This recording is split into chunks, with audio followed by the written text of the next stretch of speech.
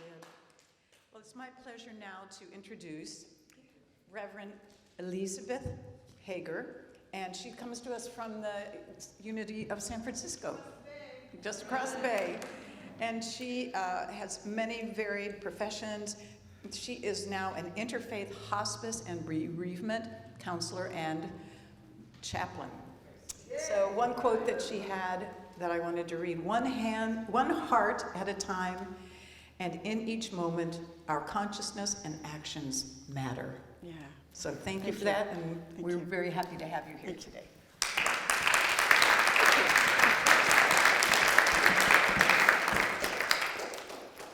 Thank you for that song.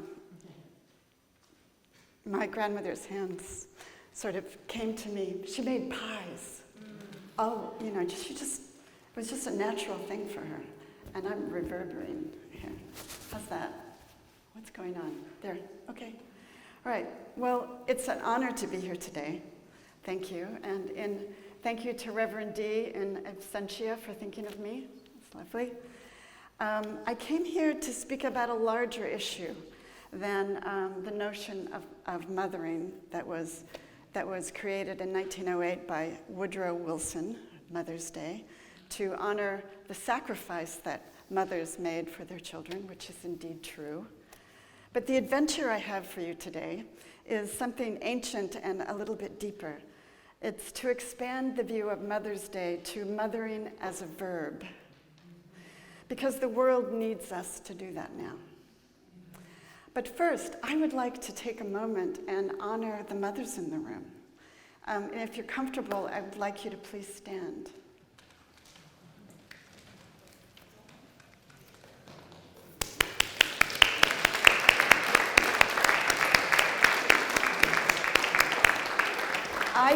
I thank you, the world thanks you, the world among us thanks you, and the one that whispers to us thanks you. So 70,000 years ago, something changed in us. We first began, human beings, to tell stories to each other with a new technology called language. Professor Yuval Noah Harari, in his amazing book, Sapiens, called it the collective human epiphany. Because what is changed? It gave us an evolutionary advantage. And why is a mystery and a miracle, some accidental DNA or a spark of creativity or God? And it all changed. Language gave us improved ways to think and learn and remember, and the ability to talk about abstract ideas. Human society developed with storytelling, from elder to child, as a way of preserving knowledge, both useful and sacred. I imagine it was around a campfire where we tended each other and Mother Earth. But the power of storytelling is not just to see what is, but it's to tell stories about what is. And the interesting thing is, with the advent of language, we believe the stories, whether they're true or not. This was new. This was new technology. And so it went for another 65,000 years. We tended the cycles of birth and death and caring throughout human prehistory.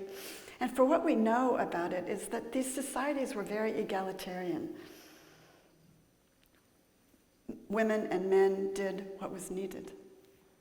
We told stories and left our mark on the walls of caves to try to describe the awe and gratitude that we felt for the providence of the natural world. Or maybe it was just graffiti of the time, I don't know. But I like to think that they used their time on Earth to try to make sense of this achingly beautiful world and God the Mother. I have a poem that I'd like to read. It's called Handprints on Our Hearts. It's by Stephen Charleston. He has a book, amazing book of meditations, Spirit Wheel. It speaks to me about doing what is ours to do today. with the embodied perspective of time, which we don't have in this fast world. It's called Handprints of My Heart, of Our Hearts. Stephen Charleston is both a Native American Choctaw elder as well as an Episcopal priest. So he has a lot of integrated knowledge and wisdom in his writings. We are all called, each in our own way, to do the work of creation, knitting together the many strands of grace that hold the universe together. We each have a task to perform, even if we are not always aware of its true purpose or intent. Until we may not even know what good we have done, until the great cycles of love turn round and we discover what a blessing we have been. When the curtain parts and we suddenly feel the cool air of heaven billowing about us, and only for an instant, we know that we have made a difference. We are all called to do what no other can be or do, the handprint of our heart on the long walls of time. The handprint of our heart on the long walls of time. A little more than 5,000 years ago, we started writing stories down. But with the three scripts that sort of happened simultaneously, it was always about kind of a picture telling. The Egyptian hieroglyphics, the Mesopotamian cuneiform, and a very ancient script in Iran. In all these societies, the gods they worshipped were both male and female, but the Great Mother ruled them all as Providence herself. But around the 3rd or 4th century, something really changed. What is, changed again. We don't know why it changed, but around the 3rd or 4th century BCE, the sex of God changed from female to male. With that, our gods were very different. We forgot that we were connected to nature. We forgot that we were woven into the fabric of all life.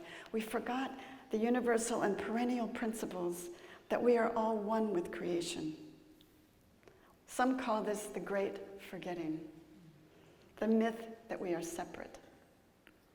In his wonderful book, The Alphabet versus the Goddess by Leonard Schlein, he said, the reason female goddesses started losing their jobs 400 years ago, before the advent of Christianity, was the abstract alphabet.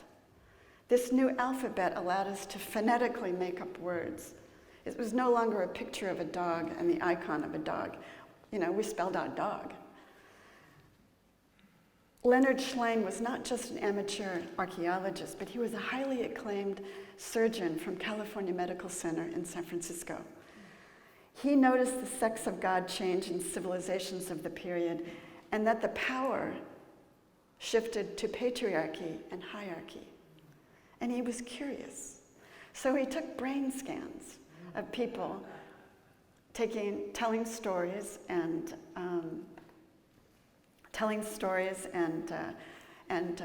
looking at pictures. And then he compared them to people reading a book. And he realized that when people read books with abstract alphabet, it stimulated the left side of their brain, which was the logical order and laws, hierarchy, and a linear way of looking at the world. He theorized that the scans, that as we moved from oral storytelling to early scripts, that the creative and the emotive side was no longer stimulated.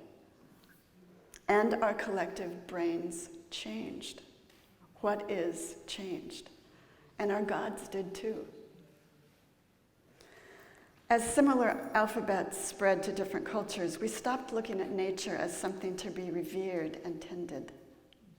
Women and earth became things to be owned and used because we could easily tally them on a clay tablet. The earth was no longer mother. The female gods were supplanted by male gods, and mortal women lost status too. We went from tending to taking. We lost our spiritual dominion. And trying to make sense of life and death within the great turning cycles of love on earth, we went from dominion to domination, where we took from the earth. We became the dominator culture that we witness in the news today. Rami Shapiro had an online article just last week. He said, our gods are killing us. We need new gods. Where are we going to get new gods? From within. Where we got the old gods? Women's stories, mothers' stories, grandmothers' stories, her stories became his stories, his story. We lost track of the whispers of grandmothers and the knowing that we are divinely made, which is both women's wisdom and whole human wisdom. But the wisdom of the human heart is mothering. The story of oneness is unbreakable. We may have forgotten for a time, but it arises within each of us eventually. This is perennial wisdom, the knowledge that we are not separate from God. Our human hearts are resilient because they are powered by the golden rule of love, and it cannot be exterminated. For the last 300 years or so, women and children have regained some progress.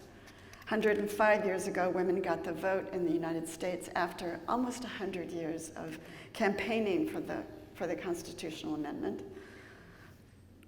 Swain says that the advent of television in the 60s changed our brains again.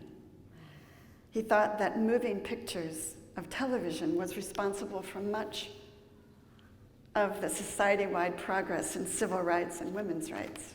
Interesting. Because it changed our brains again. Question, are you wondering what social media is doing to our brains right now? Or AI?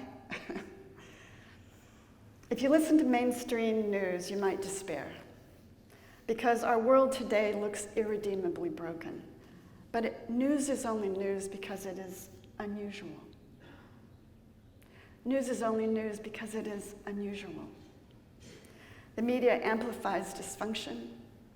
It reports on only the 0.01% of the people who are seriously distorted, misbehaving, or just knuckleheads, as my husband would call them. It helps for me to forgive the world by remembering that the worst of humanity's violence against our sisters and the vulnerable is only news because it is not normal. Normal is about honoring women and the earth and each other.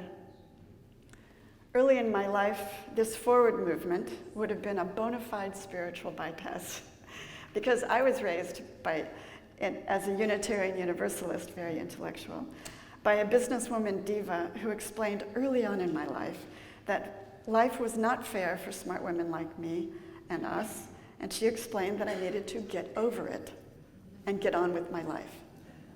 I was 8. But until I truly forgave the world as it is and remembered that Source was the great mother, I lived with an embedded fear that I could never create enough safety or peace or satiety in my entrepreneurial ventures to be okay. But nature held me.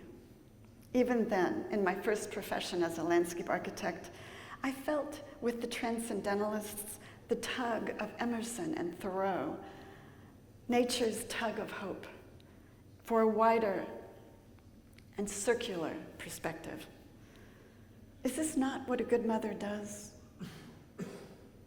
She instills in us all a birthright blessing of connection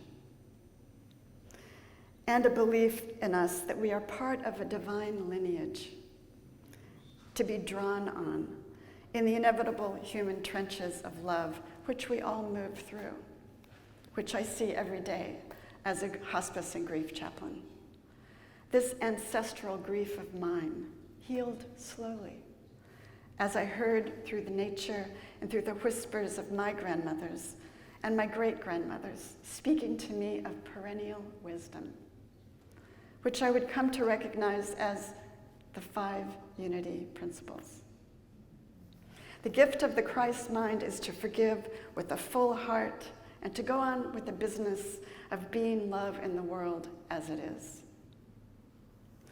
Einstein said it best about this inner balance of mind and heart, though I don't really think about Einstein as the example of a good mother, but he was a very smart man. Here it is, one of my favorite quotes. The intuitive mind is a sacred gift. The logical mind is a faithful servant. We have created a society that honors the servant but has forgotten the gift. Wow. So how do we do mothering in the world as it is? It's not easy to be a mother. Can I get an amen? Amen. Thank you. Our female role models are vigilantly crafted to be controlled and to subdue. It is not encouraged, to say the least, that mothers and women find their voice, nor take action in the world as the force of love that they are. We need to encourage ourselves to step back into spiritual dominion, into a higher perspective of this perennial wisdom of the mystics of all faith traditions, of Native American spirituality, of the Unity Five Principles, and of our long lineage of silenced grandmothers still whispering in our ears. I believe we are all waking up to the need for true mothering, the holistic kind, where we value the creative and the intellectual, the emotional and the logical, the wildness and the cultured. And it's not about male and female. It's about being fully human and fully divine. With AI, the world is changing again. What is changing again. We have all the human knowledge at our fingertips with AI, and it is freely available to our curiosity and inventiveness. How will we manage without whole people to adapt and change what is for the better? I have 5 ideas to leave you with. 1, remember the great forgetting and your unity. So we're already on the path. The myth that we are separate from earth and source. To embody the oneness in our spiritual practice, that we are connected. We do this life together. This one wild and precious life. We are family. 2, we are drowning in a sea of irrelevant distractions. Focus your divine identity. Take a breath here. Aldous Huxley, in his classic The Brave New World, warned us in 1932 that people of the future will be controlled by a trivial culture. Quote, unquote, people will come to love their oppression, to adore the technologies that undo their very capacity to think. The solution, like Rami Shapiro said, the solution has been ours for 70,000 years. To claim spiritual dominion with the importance of an inner life which searches for hidden wholeness. 3, to revel in the silence of spiritual practice. You had a beautiful meditation here this morning. It was silent. As a spiritual director, second Unity cohort, I can attest that many folks are uncomfortable with silence, or even a holy pause. But the still small voice is still talking to us, to you, and it is not the loudest voice in the room or in the media. We need to listen for Spirit's guidance, to co-create, to recreate what is. 4, recharge in Mother Earth. Nature is a reset for human beings because we are wired for it. Forest bathing, it's a thing. Forest therapy is effective in releasing the stressors of modern life by instantly modeling a different perspective.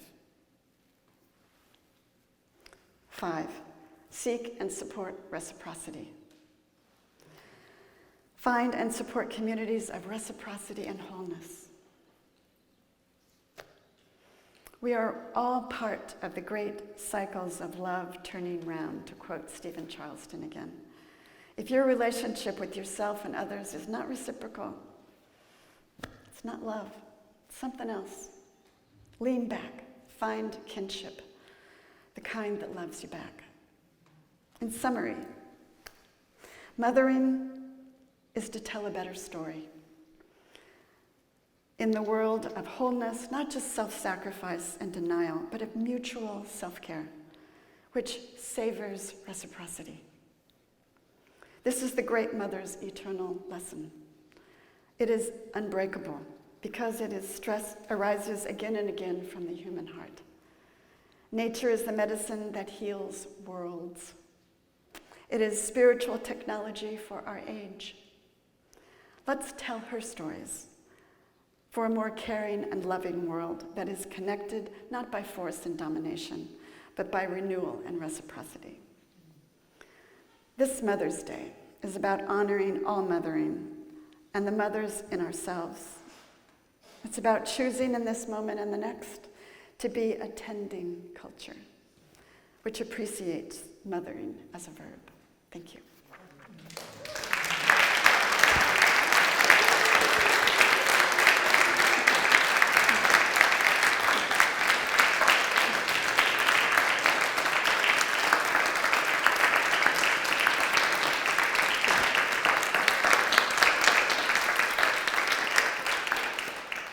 Now a meditation.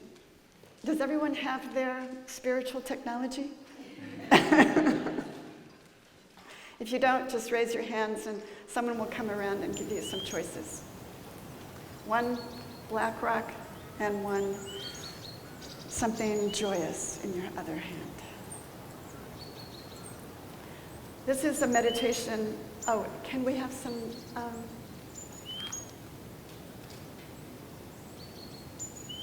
Yes, thank you. We are in a cathedral of nature.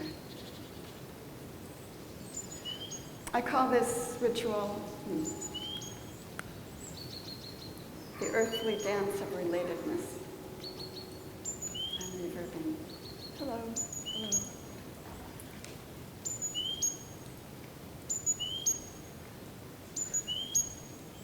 To the mothers among us, we give thanks to you. To all the mothers who are female and all the mothers who are not female. We are the inheritors of the best our mothers knew. I dedicate this meditation to honoring the embodied love lineage of mothers, grandmothers, great-grandmothers, and on up the golden chain of love to the first mother, Eve, in Africa. We claim the wisdom of the whispers of our grandmothers now. Take your choice of marble or shell in your hand and hold it gently. Know it as a token of clarity. Love is the only force in the universe and mother to us all. To the mothers who gave us their DNA and the ones who are DNA of the heart, we thank you. It was a tough job. You did it the best you could, which is all that matters. We have it from here because we are the gardeners of our lives. We are all part of and thrive because of the mothering that we have had and continue to enjoy and affirm in this earthly dance of relatedness. We honor you all.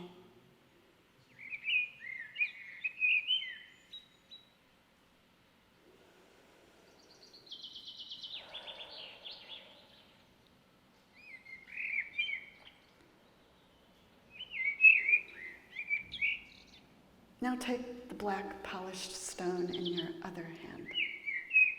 It may be small, but it is capable of holding any and all resentments because it is from the fires of ancient earth.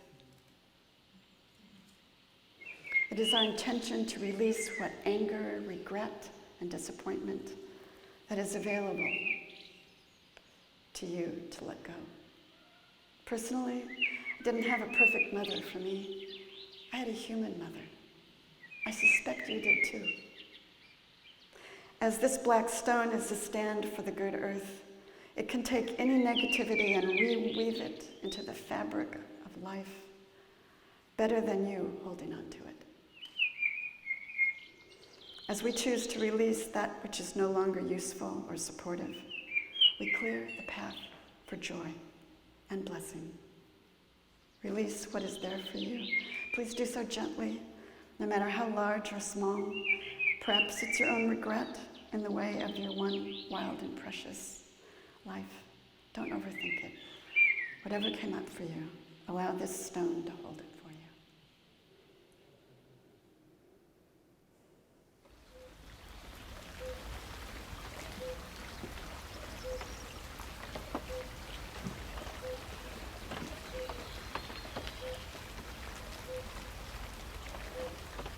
We are the inheritors of the best our mothers knew. In both hands, we reclaim the wisdom and lineage of the whispers of grandmothers. Now, as we sit in a moment of silence.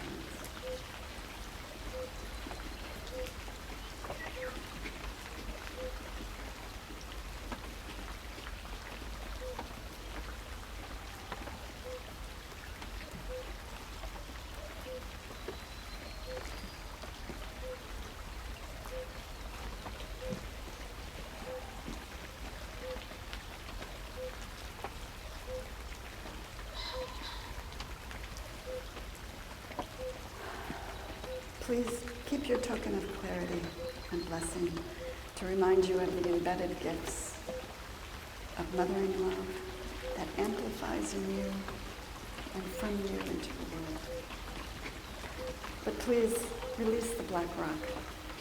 It asks to be reunited with earth in the garden outside, in your own garden, in nature. Don't hold on to it. Blessings to you all. Thank you. Thank you.